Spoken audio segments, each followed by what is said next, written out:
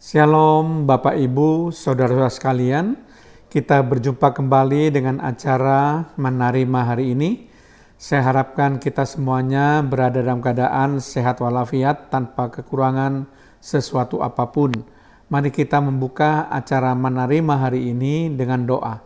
Terima kasih Tuhan kalau kami boleh kembali belajar firman Tuhan melalui acara Menerima hari ini. Kiranya Roh Kudus membimbing kami, memberikan pengertian-pengertian baru kepada kami, sehingga kami boleh mengerti akan kebenaran firman-Mu Tuhan. Terpujilah nama-Mu Tuhan, di dalam nama Tuhan Yesus Kristus, haleluya, amin. Shalom Bapak Ibu, Saudara-saudara sekalian. Topik yang akan kita bahas untuk acara Menerima hari ini adalah merasa tidak bersalah. Sekali lagi, topik yang akan kita bahas dalam acara Menerima hari ini adalah merasa tidak bersalah. Nah, Bapak Ibu Saudara sekalian, saya akan menceritakan suatu kisah nyata dari suatu peristiwa-peristiwa sejarah yang dibukukan dan menjadikan suatu pelajaran atau hikmah di dalam kehidupan. Pada suatu hari, Frederick Agung, yaitu Raja Prusia, itu mengunjungi penjara dari negara di mana di situ banyak sekali para penjahat yang dipenjarakan. Berbagai macam perbuatan-perbuatan yang jahat yang akhirnya diadili dan kemudian mereka dijebloskan ke dalam penjara. Nah, ketika Raja Frederick Agung itu berkeliling di penjara, dia bertemu dengan para narapidana. Kemudian Raja Frederick Agung itu bertanya kepada para narapidana itu, bagaimana keadaan kamu? Apakah kamu sudah menerima kesalahan kamu, dosa-dosa yang kamu lakukan, sehingga kamu akhirnya harus dipenjara? Nah, kebanyakan para narapidana itu menjawab Raja Frederick Agung dengan katakan, saya tidak bersalah, katanya. Saya diperlakukan tidak adil. Seharusnya saya tidak mendekam di penjara. Jadi hampir semua narapidana merasa tidak bersalah. Dan akhirnya Raja Frederick Agung berkeliling penjara itu dan menemukan ada satu orang yang ada di penjara di pojok, ya. Dia melihat orang itu menunduk dan Raja Frederick Agung juga bertanya pertanyaan yang sama. Bagaimana kamu bisa menerima tidak kalau kamu itu dipenjara karena peristiwa perbuatan yang kamu lakukan? Apakah kamu merasa tidak bersalah melihat hal ini?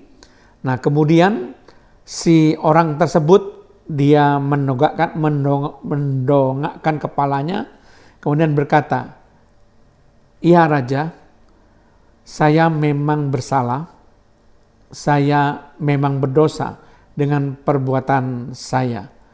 Saya tidak akan mengatakan bahwa saya tidak bersalah, saya memang patut untuk menerima hukuman penjara akibat perbuatan saya dan akibat dosa-dosa yang telah saya lakukan.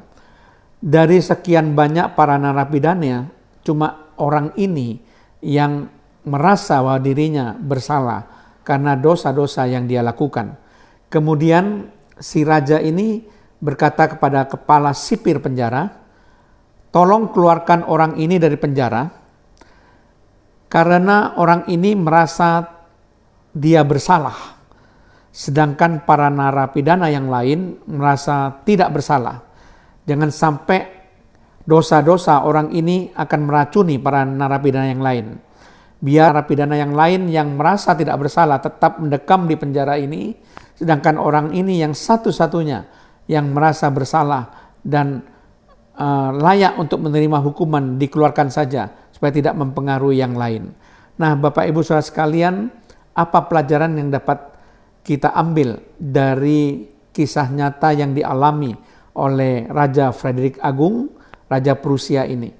Banyak sekali orang-orang yang sudah melakukan dosa dan mereka merasa tidak bersalah. Padahal mereka sudah melakukan dosa. Jelas mereka sudah melanggar firman Tuhan, tapi masih merasa dirinya benar, merasa tidak bersalah. Jadi itulah kelemahan manusia. Seringkali merasa dirinya benar dan merasa tidak bersalah. Firman Tuhan mengatakan di dalam Markus pasal yang kedua ayat yang ke-17. Yesus mendengarnya dan berkata kepada mereka, bukan orang sehat yang memerlukan tabib, tetapi orang sakit. Aku datang bukan untuk memanggil orang benar, melainkan orang berdosa. Jadi Yesus datang untuk memanggil orang berdosa, karena dia ingin menolong orang berdosa. Jadi kalau manusia sudah merasa dirinya benar dan bukan orang berdosa, maka Yesus tidak akan menolong, karena merasa dirinya sudah tidak bersalah, merasa dirinya benar. Itu sebabnya Yesus datang bukan mencari orang benar. Orang benar tidak memerlukan pertolongan. Orang benar tidak memerlukan lagi Yesus. Tapi orang yang berdosa, orang yang merasa dirinya bersalah, itu yang memerlukan Yesus. Demikian juga firman Tuhan mengatakan di dalam Amsal 16 ayat 25. Ada jalan yang disangka lurus, tetapi ujungnya menuju maut. Jadi manusia itu kadang-kadang dia merasa jalan ini adalah lurus, tapi sebenarnya ujung jalan ini membawa kepada maut. Ini ditegaskan kembali dalam Amsal 21 ayat yang kedua. Setiap jalan orang adalah lurus menurut pandangannya sendiri, tetapi Tuhanlah yang menguji hati. Jadi orang itu jalannya lurus atau tidak, itu sebetulnya ditentukan oleh Tuhan. Tapi banyak sekali manusia yang merasa jalannya lurus menurut pandangannya sendiri.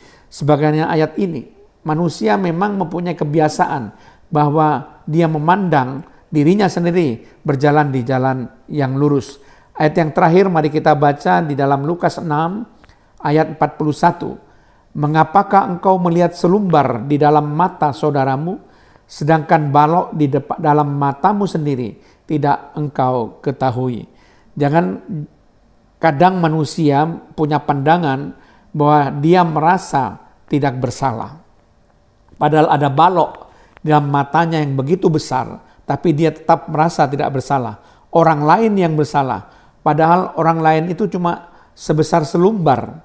Sedangkan balok di matanya sendiri, itu dia tidak tahu bahwa dia sebetulnya adalah orang yang bersalah. Nah mari Bapak Ibu, jangan kita merasa diri kita benar, jangan kita merasa diri kita bersalah. Kalau memang kita berdosa, kalau memang kita bersalah, akuilah akan dosa-dosa kita. Akuilah rasa bersalah kita. Karena hanya orang-orang yang sakit yang memerlukan dokter. Hanya orang-orang berdosa yang memerlukan pertolongan Tuhan.